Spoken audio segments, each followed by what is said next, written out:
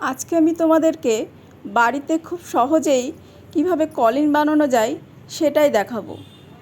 একটা measuring cup, একটা শ্যাম্পুর পাতা, কলিনের একটা ফাঁকা বোতল, ভিনিগার আর প্লেন সাদা জল নিয়ে নিয়েছি। এই মাত্র কয়েকটা উপকরণ দিয়েই কিন্তু আমি খুব সহজেই এটা বাড়িতে বানিয়ে ফেলবো।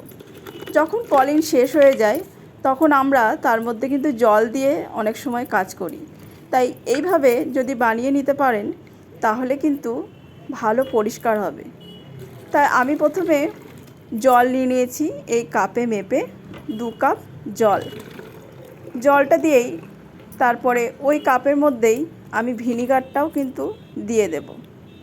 ভিনিগারটা ওই 1 কাপ মতো দিলাম, তারপরে আরও খানিকটা ভিনিগার তার মধ্যে দিয়ে দিলাম।